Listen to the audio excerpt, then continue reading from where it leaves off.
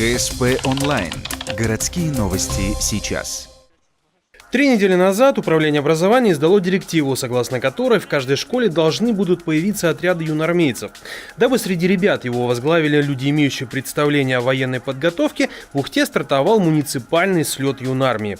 Второй по счету он собрал под свое крыло 40 ребят. Это ученики практически всех школ города, по 2 человека от класса. Представлены параллели с 6 по 11. Ежедневно у молодых людей насыщенная программа, при этом все серьезно. Даже косички девочкам требуют заплетать строго 2 по уставу. Впрочем, и в серьезных вопросах опытные инструкторы знают, на что в первую очередь направить бойцов. Конечно же, в первую очередь физическая подготовка. Именно себя физически подготавливать к любым упражнениям и дисциплина. Дисциплина – одно из самых главных, что нужно подтягивать у каждого бойца.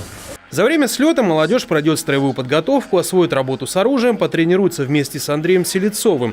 В дополнение встречи с ветеранами Афгана, представителями местного комиссариата и не только. Всесторонняя подготовка отнюдь не случайность. Данный слет мы его обозвали «Школа командиров».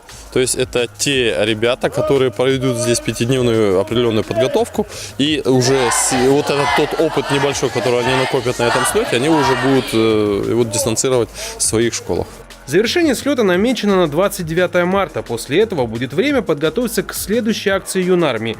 Воспитанники встретятся с представителями местной полиции, дабы поблагодарить последних за труд. Это случится в начале апреля.